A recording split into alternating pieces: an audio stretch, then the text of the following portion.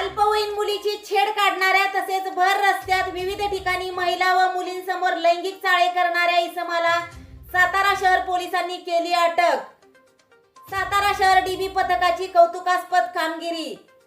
सातारा शहरातील पोवई नाका परिसरात असणाऱ्या खाजगी क्लासमध्ये शिकणाऱ्या एका अल्पवयीन मुलीस जवळ बोलावून तिच्या समोर लैंगिक चाळे करणाऱ्या अनोळखी इसमाबाबत सातारा शहर पोलीस ठाण्यात माहिती प्राप्त झाल्याने सातारा शहर पोलीस स्टेशनचे पोलीस निरीक्षक सचिन मेत्रे यांनी तातडीने डीबी पथकास सदर इसमाचा शोध घेण्याचा आदेश दिला होता। सदर इसमाचा सीसीटीव्ही फुटेजद्वारे शोध घेत असताना सदर इसमाने सदर घटनेनंतर 2 ते 3 विविध ठिकाणी महिलांसमक्ष लैंगिक चाळे केल्याचे तसेच छेड काढल्याचे फुटेजवरून स्पष्ट झाले होते।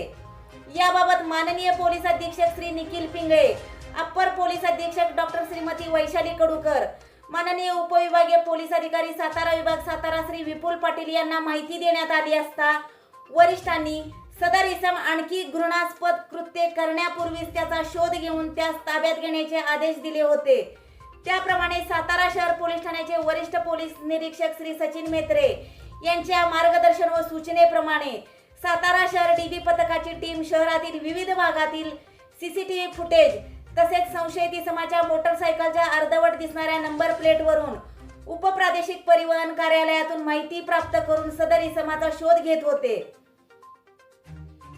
सदर प्रकरण हे अत्यंत संवेदनशील असल्याने तसेच सदर इसमांकडून महिला व मुलींच्या छेडछाडीचे आणखी गुन्हे घडण्याची शक्यता नाकारता येत नसल्याने त्यास तातडीने ताब्यात घेणे आवश्यक होते। त्यामुळे सीसीटीव्ही फुटेज आधारे प्राप्त करण्यात आलेल्या आरोपीचे फोटो सोशल मीडियावर सुद्धा प्रसारित करण्यात आले होते।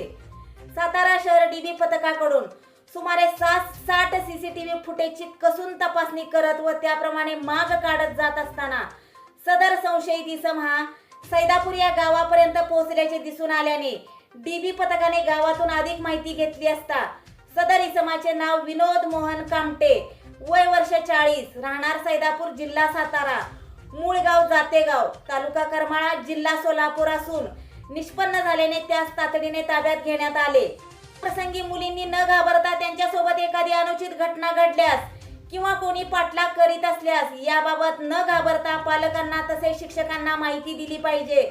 पालकांनीही मुलींच्या अशा तक्रारीवर तात्काळ लक्ष देऊन न घाबरता पोलिसांची मदत घेतली पाहिजे, जेणेकरून अशा विकृत वृत्तींना वेळीच पायबंद घालणे शक्य होईल, असे आवाहन सातारा पोलिसांकडून करण्यात येत आहे।